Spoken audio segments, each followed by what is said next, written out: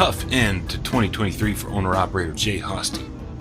With his 2006 Western Star approaching 1.5 million miles on the odometer, knowing full well that going that far and that long without at least an in-frame overhaul was living on borrowed time in some ways, he knew something wasn't quite right. Hard starts with a little white smoke to top them off, rough idling. At certain times, too, it just seemed like the power wasn't there, like he had a fuel filter locking up, he said. A couple months ago, he took the Western Star to his trusted mechanic who took more time with the rig than expected, only to hit a brick wall when he had trouble removing an injector. So, he put it back in, and Hosty pivoted to go ahead and do what the mechanic felt needed to be done, ultimately. The Western Star now sits at a different diesel specialist shop and waits delivery of the overhaul kit for the 05-built Detroit Diesel 60 Series engine. With any luck, Hosty will be back in full swing with the truck in good time. It might well represent the longest time he's spent off the road throughout his now more than 4-decade career. Yet here's the thing about Jay Hosty. At this point, even with the race challenges of the last year, he can afford it. That is but one reason he has risen to the top of the crowd among contenders for Overdrive's 2023 Trucker of the Year award. That's right, I'm Todd Dills, and for this edition of the Overdrive Radio podcast, we are indeed making it official. Though the field was crowded and the gap between most of the contenders was extremely small, even tighter between the top 3 finalists highlighted again earlier this week in Hosty's Jaybird Express, Veterans Transportation Services, and Pulley Express. For a variety of reasons, though, spelled out in what follows, owner-operator Jay Hosty of Diamond Head, Mississippi, will sit atop the crowd as Overdrive's Trucker of the Year for the next 12 months. He'll join us at the Mid-America Trucking Show in a couple months' time, and meanwhile, custom model builder Eston Hoffman up in Pennsylvania is working on what I'm sure will be a particularly faithful scale version of that workhorse 2006 Western Star for what amounts to commemoration of Hosty's achievements, in lieu of your standard type award trophy. If everything goes according to plan, I'm looking forward to presenting it to Jay in person at Matt's.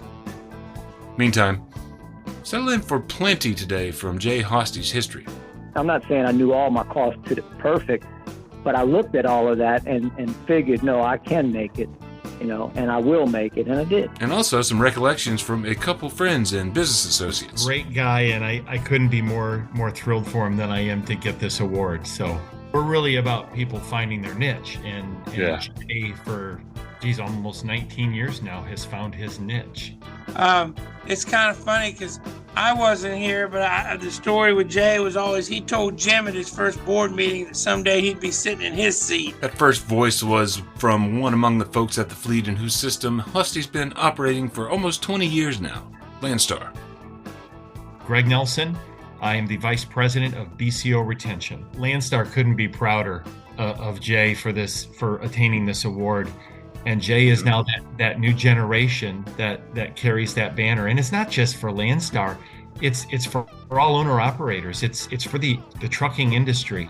Like you said, that fiber of what makes his family, that extends itself into his trucking business. And so something tells me when Jay tells somebody, hey, I'm going to be there, unless there is a hurricane, Jay will be there. That's Greg Nelson again, and Greg with 2 G's on the end of it, for the record.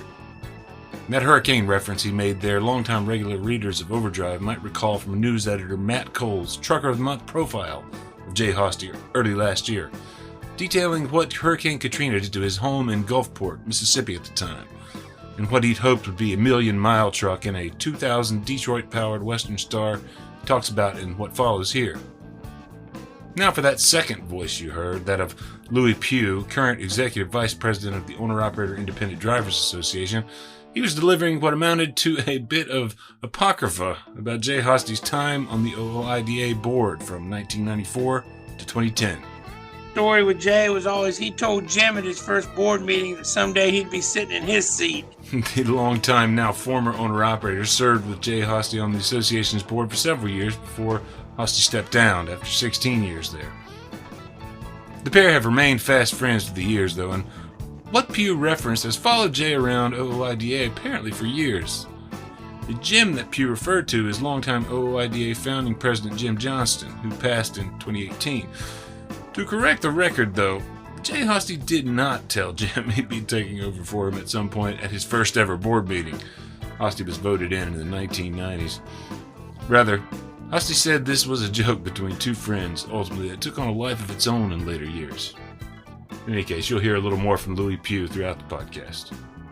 To set the stage for a dive back into Hosty's long history in business as an owner-operator since he was but 19 years old. Half of that history pulling containers, the other half a dry van. Most recently, a 2013 van he's owned since it was new. Hosty detailed current moves toward finally building a custom sleeper to in some ways replace the unit he lost to Katrina. This one will be a 100-inch sleeper addition to the 2022 day cab Western Star he's purchased and has been sitting on for nearly 2 years now, biding his time for the right price to get the job done here in 2024, working with the Landstar Truck Group out of Indiana. Here's Overdrive Trucker of the Year, Jay Hosty, again out of Diamond Head, Mississippi. Yeah, actually, I was just on the phone with him just a few minutes ago, going over some details. He's got to send me some different colors to pick for the interior.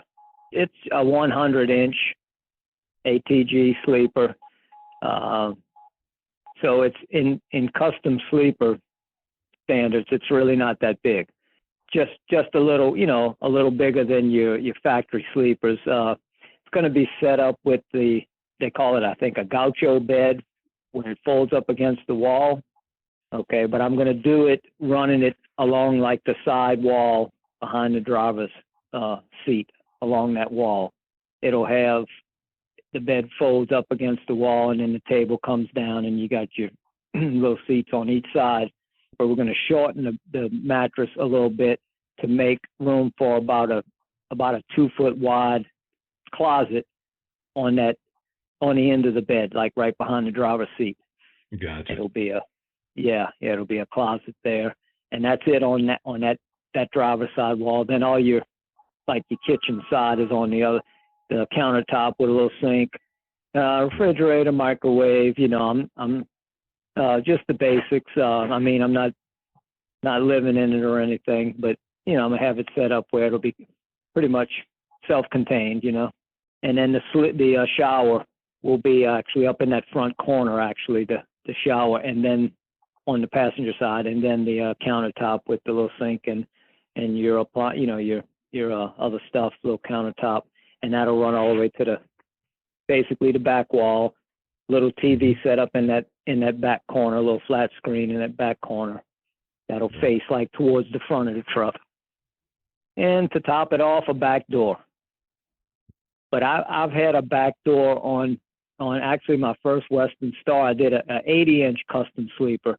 Oh, that was back. My first Western Star was a 93, and we had that custom sleeper built up in Newcastle, Pennsylvania. There was a company called Star Class, and they've been out of business a long time. But they built a really nice sleeper. But the really great thing was the price. They were like nearly half the price of the other custom sleeper people at that time. And yeah, when I found them, that was the people I wanted to go with. And anyway, I had basically the same setup in an 80-inch sleeper, and it had the back door. And that would just seem so convenient. Once you're in the sleeper, it's like why climb through the cab in between the seats to get out when you got that nice back door? Just step right out onto the frame of the truck, and go out that way. He actually moved that sleeper from the 1993 Western Star he had it built for to the 2000 model he would eventually lose in Katrina. When he bought the 2006, he's run for the past 1.5 million miles then. The sleeper is a factory sleeper, but it's a nice setup. I mean, the Western Star has what they call a stratosphere sleeper. Yeah. And the best thing about it was you could get up and stand up in the cab and just walk back through. And I never had that before because, the other sleeper you had to duck through, and now this new one you'll have to duck through. I kind of got used to that, being able to just stand up, and that was a nice feature, which I won't have in the brand new one. Among the best things about that Western Star 4900EX and its Stratosphere sleeper, though, reliability through the years, as it served him for 2 decades and most of the last 15 years of them without the requisite truck payment. It makes it easier to be able to be picky about the rates and stuff, pick and choose, because I don't have that truck payment, with me. So that really just makes it, I mean, I understand a guy who's got $2,500 a month. He can't be quite as choosy, because that's going to be rolling in every month. Matt Cole, in his feature about Hosty early last year, told the story of the owner-operator's early years with what Hosty said were indeed well-used trucks. His first, a 1970 International gasoline-powered unit, purchased when he was just 19 years old in 1981. Likewise, his self-education on counting the costs, knowing the numbers to assess what's worth what when it comes to freight and equipment investment, and a naturally frugal nature, too. That's meant he's been able to make the absolute most of every mile. After the break, we'll dive into some of that history, starting with the story of just how he was able to parlay his own education into something experienced owners hauling containers in the mid-1980s told him he'd never succeed at. Keep tuned. In order to keep your diesel vehicle moving this winter, you need to make sure that you have the products you can trust. Howe's Diesel Treat has long been the #1 product on the market to prevent gelling. But what if you forget to treat your fuel and find yourself stuck? Reach for Howe's Diesel Lifeline, the only emergency rescue product available that's 100% alcohol-free, fast-acting, and easy to use. Diesel Lifeline is your security blanket on the road. Visit howesproducts.com. That's HOWES. howesproducts.com. Here's Overdrive Trucker of the Year, Jay Hosty.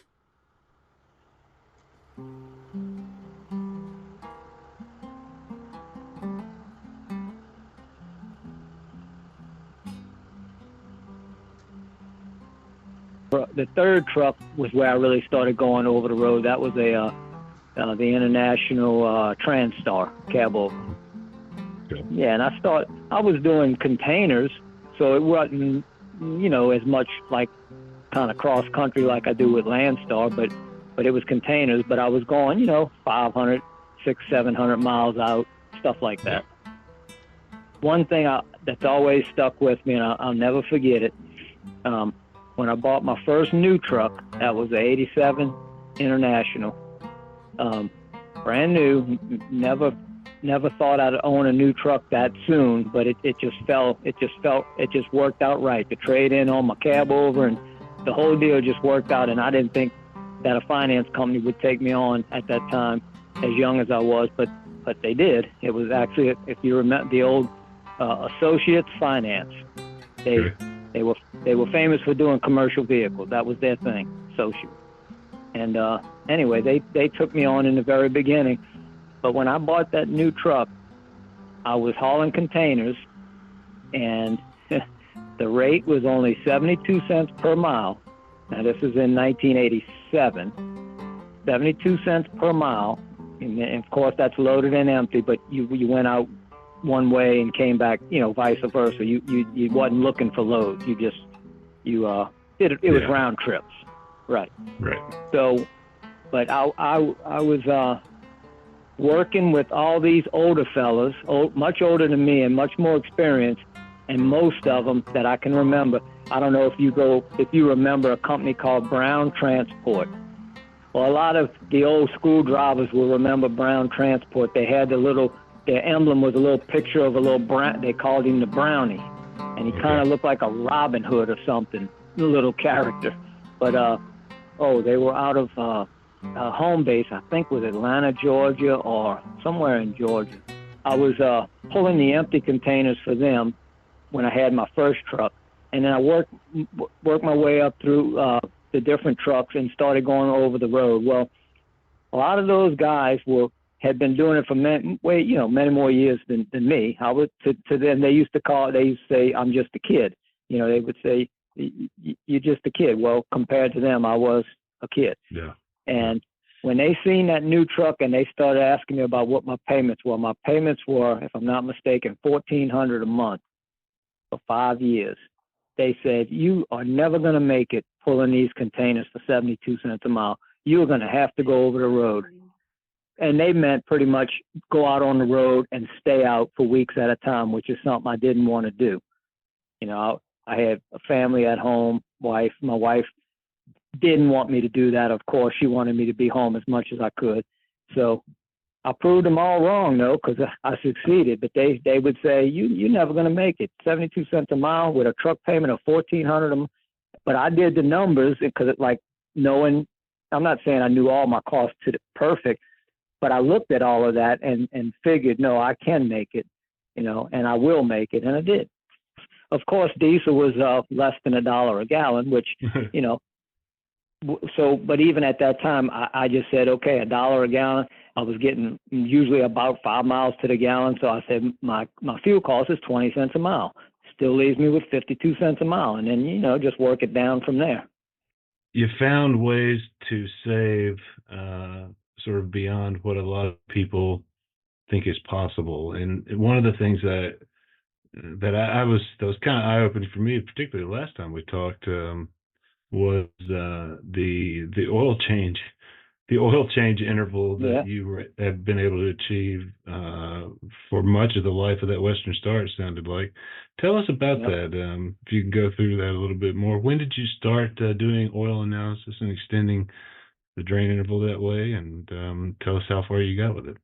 It all started from when I found Kevin Rutherford on satellite radio. I had never heard of him. Started listening to him and things, you know, ideas he had and stuff.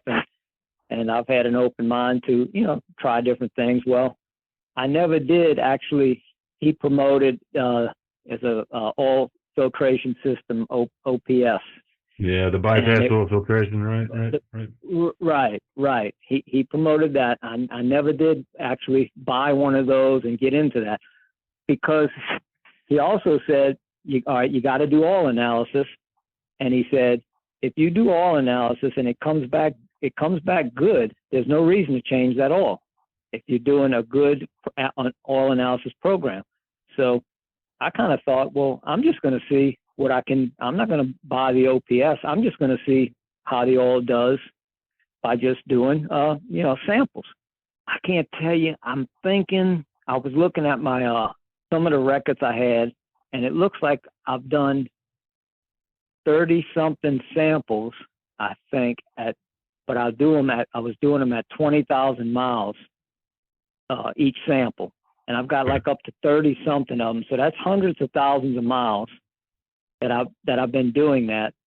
And as I was telling you, I would do it every 20,000 miles. I would change the filters, but if the sample came back good, I leave the oil in, and I would go 100,000 miles on the same oil.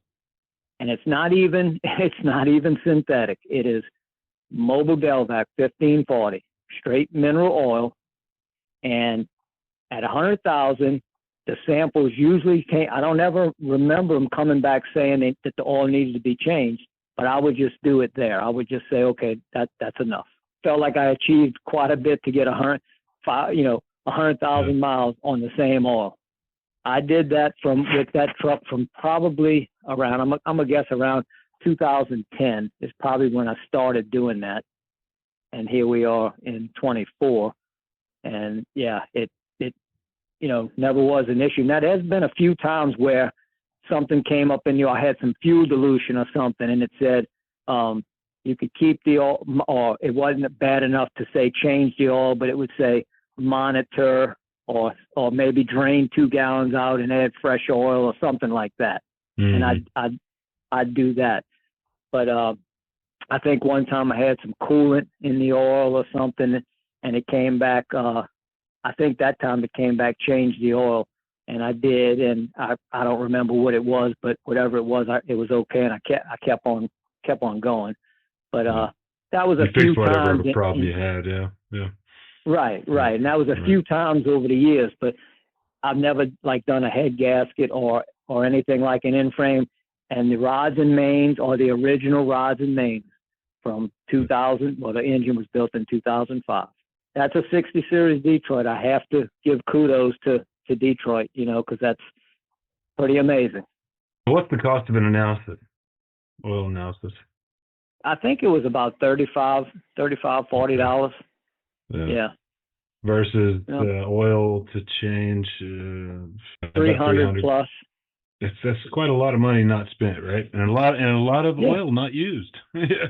Well, now I have to say, as the truck was getting older, I was adding fresh oil, adding to it because it's burning oil.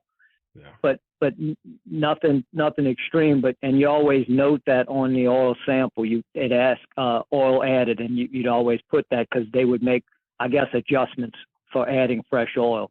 But even before I brought it into the shop, it wasn't using, from what I can remember, it wasn't using oil at any alarming rate. I mean, it was probably getting to where they would have said, okay, it's time to start looking at doing an overhaul. But it was, and the more fresh oil you put in there, really, the better you're building up the base of the oil when you put fresh oil in.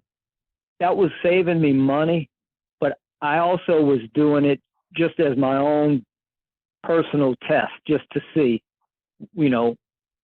how it would work. And that's why I said when I always said when I got to 100,000, it might have been able to keep going, but I would just say, okay, that's going to be a nice even round number, and I'll just stop there. But but of course it did in the long run save me money. But that wasn't my main purpose there.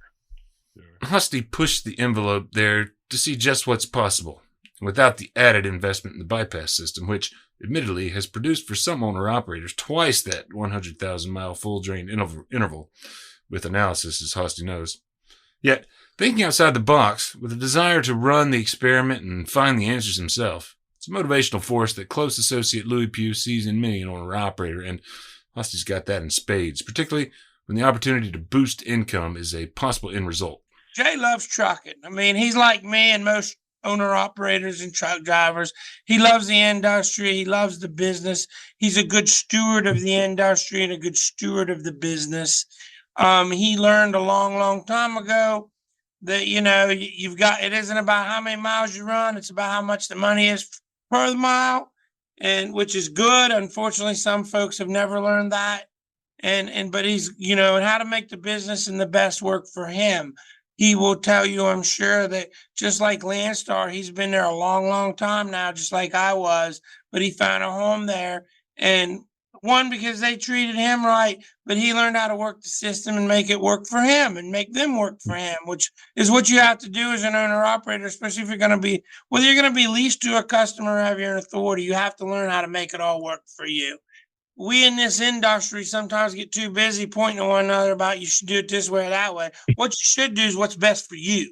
And that's what I try to tell people. Here's some guides you can always follow. And I think Jay would agree with this. There's certain things you should follow in this industry. But at the end of the day, it's what works for you and your family and what you need and what makes you successful. And Jay has followed that through and through.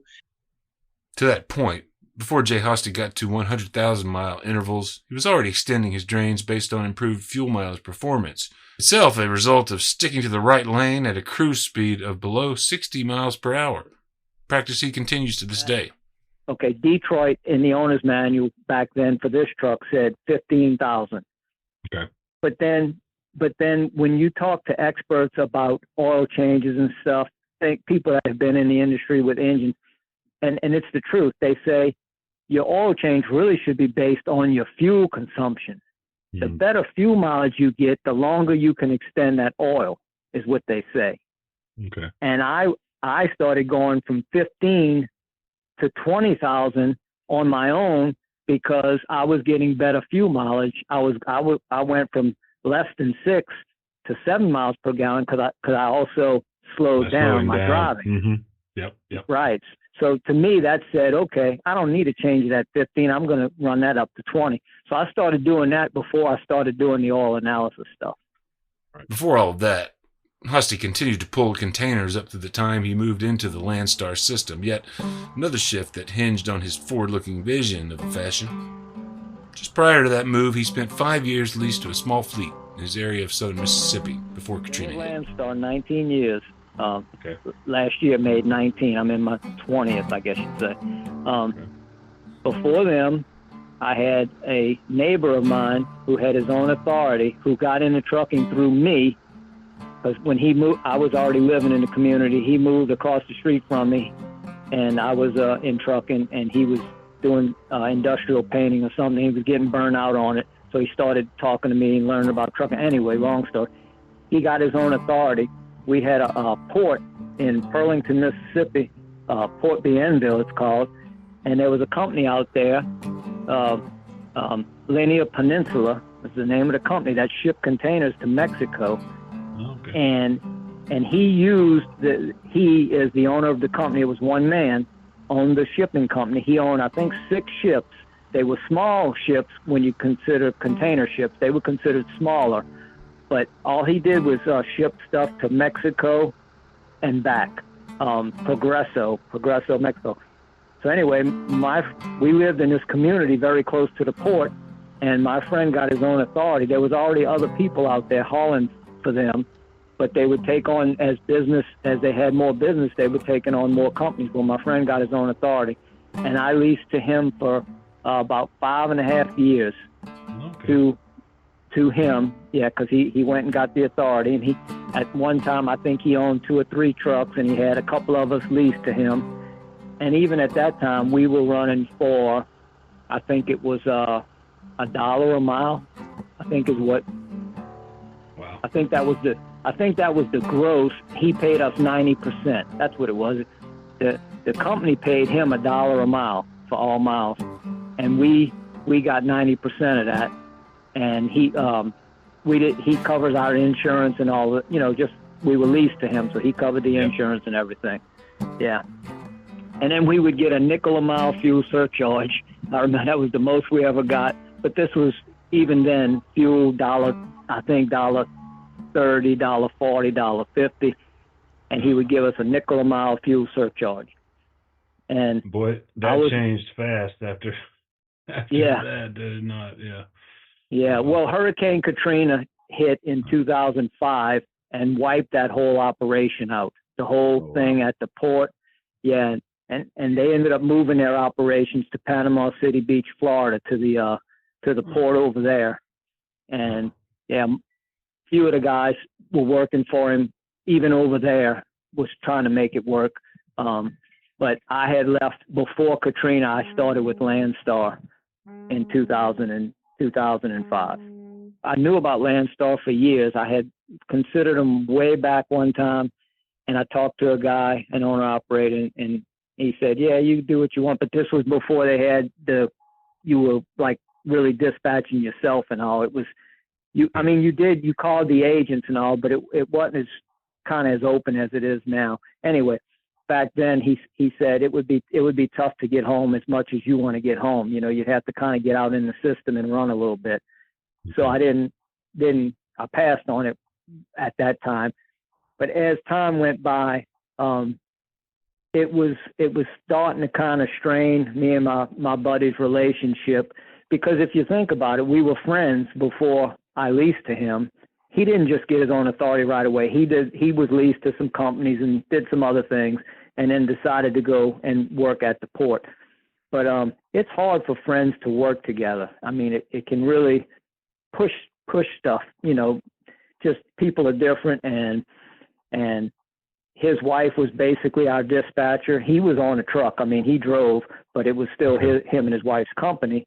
And it sometimes they'd want me to do something I didn't want to do, take a load here. When I said, I don't feel like going, I need you to go, you got to go.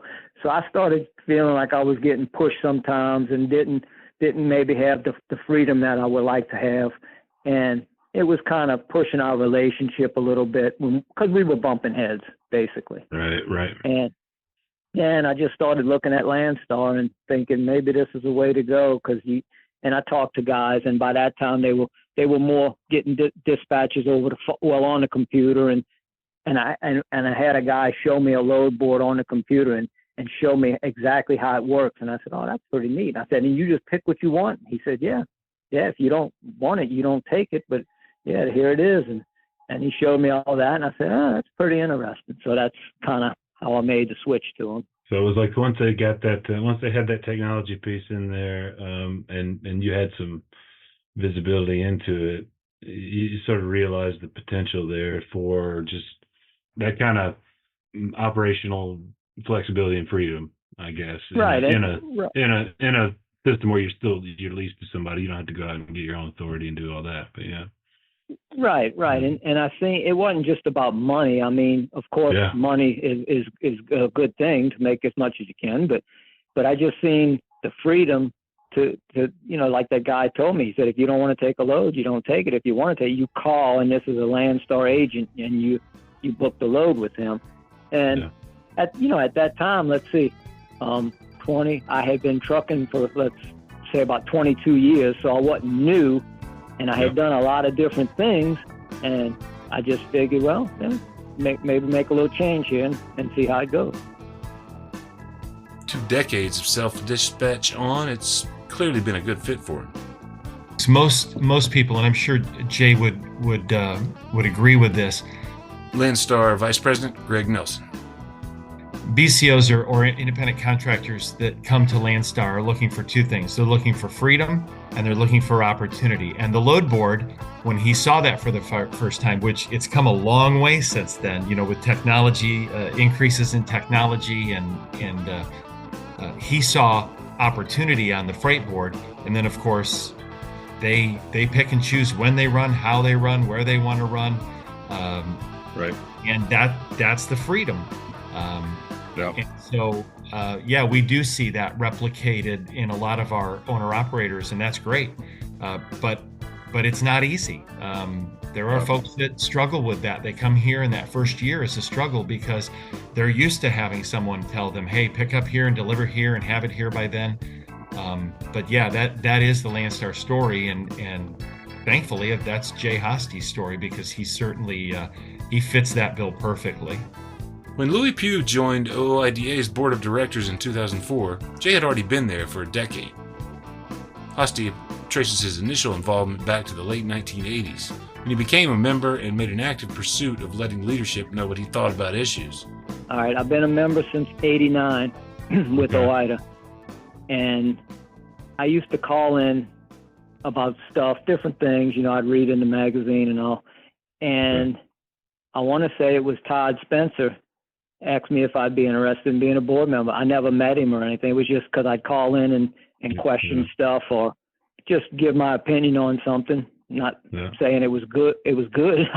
But anyway, he asked me if I was interested in being on the board of directors, and I was like blown away. I was, that was 1994. So I was 32 years old. And I said, sure, but I was thinking, I wasn't really expecting for it to work out. I figured out they'd think I was too young, especially when I got there. Everybody seemed a lot older than me, and I thought, oh man, what am I doing?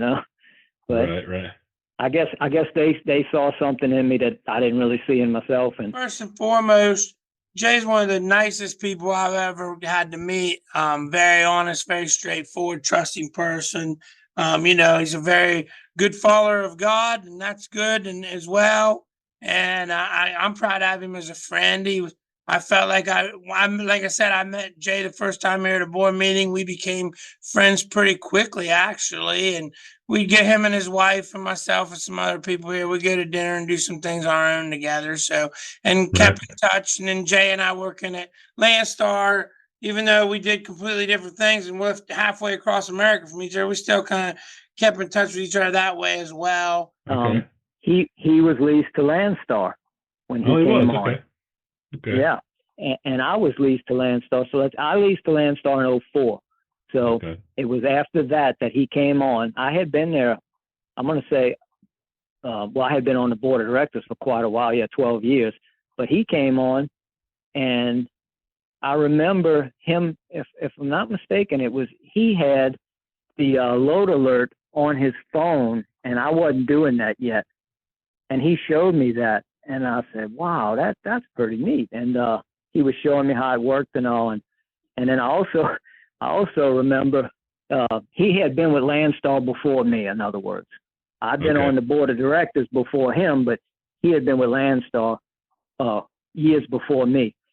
And man, he told me some of the kind of money he was making in a year, and it blew me away because I wasn't anywhere close to that. But he just had some really good contacts.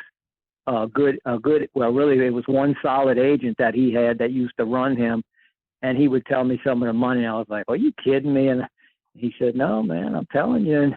And he was, and I ended up linking up with that agent I think just last year, and started using her, and she still has the really good rates. And it's the same. It's actually the agent that he was dealing with.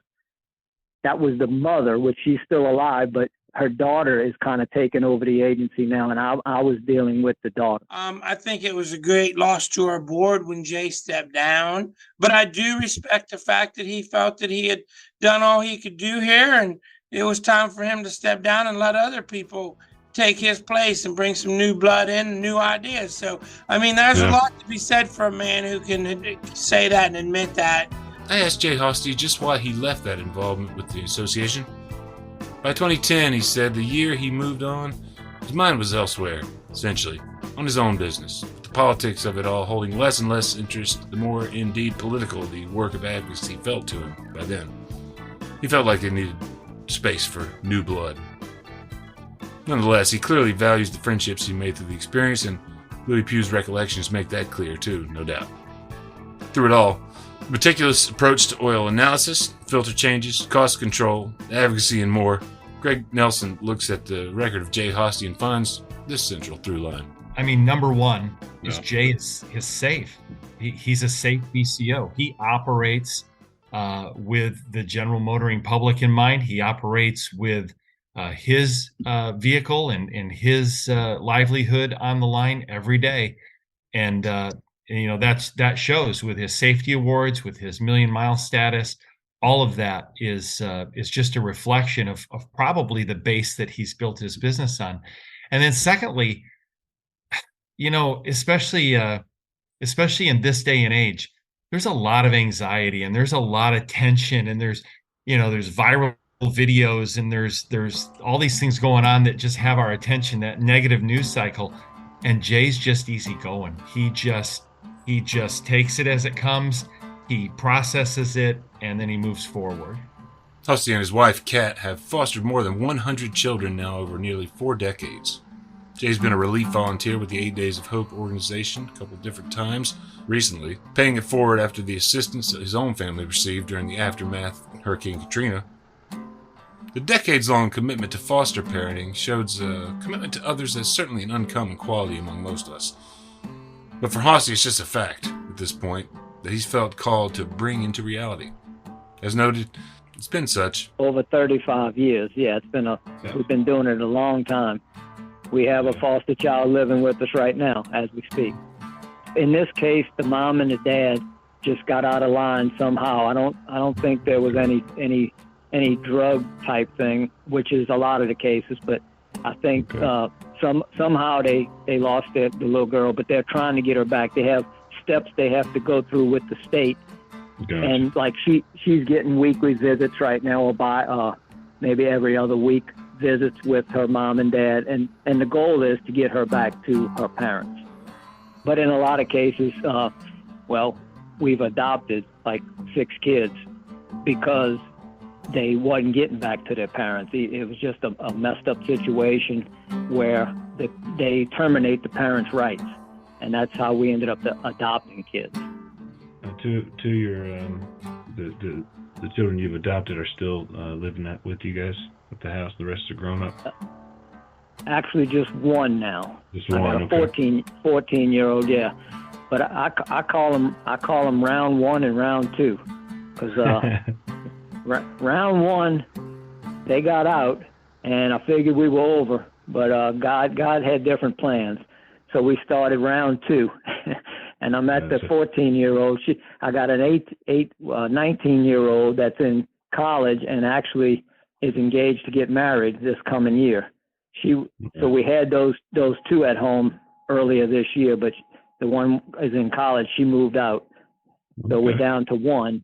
Yeah, but we have the little foster child that's 10 years old that's with us right now also. Okay. Get any of the folks you've adopted or fostered take any inspiration from you and get it out and instruct them? Not a one of them. not because of me. My first son that we adopted, he rode in the truck with me when he was out, summers, and he just never really liked it. I remember him saying, "Dad, your job is so boring." Of course.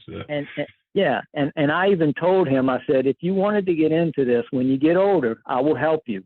I will help you get into it, And he never, and now as what is he, 36 years old, he says, I wish I would have got into trucking, way back then. And I said, well, you said it was boring. You didn't want to do it. I know.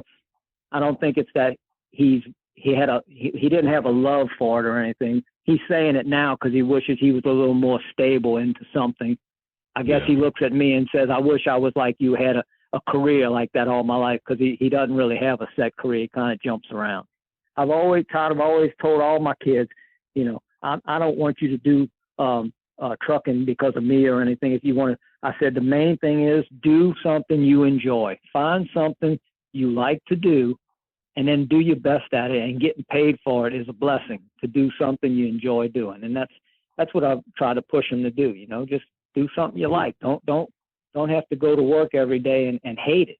I've told a friend of mine that plays the lottery every he used to play it weekly. I don't know if he does anymore, but he's always said, if I win the lottery and it's millions of dollars, I'm going to give y'all $1 million. I said, and he would say, so you can stop driving that truck and be on the road. I said, you can give me $1 million, but I'm still going to drive because I like it. It ain't about the money as much.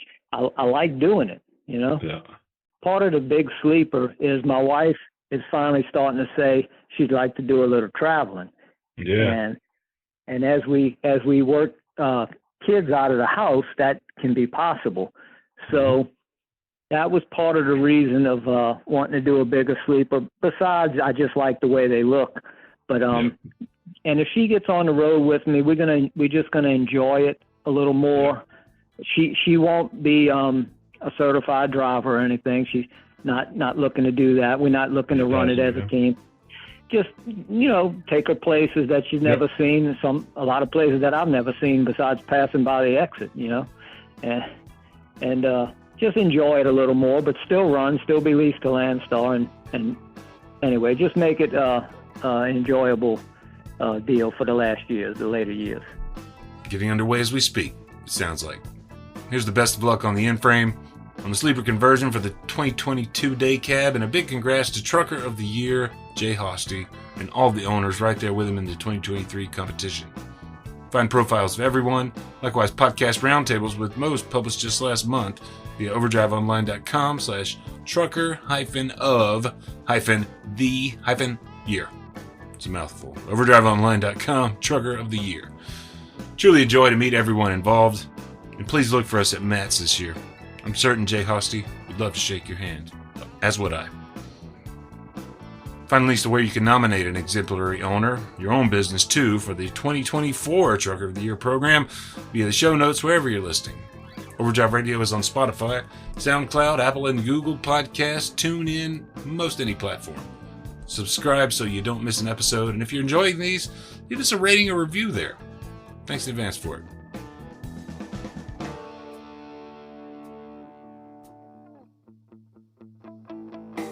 Overdrive Radio is a production of Overdrive, the voice of the American trucker. It's edited and produced by me, Todd Dills, with the acoustic guitar and other support of trucker songwriter Long Haul Paul Marhofer. The theme is Legend of the Snake Man by Marhofer, featuring the guitar work of Travis, the Snake Man himself, Lamech, Terry Two Socks Richardson on bass, keys by Tishomingo Jim Whitehead, and on drums, Andrew Marshall. The podcast is backed up further by Overdrive's own news editor Matt Cole, executive editor Alex Lockie, and video editors Lawson Rudson and Andrew Gwynn. See you next time.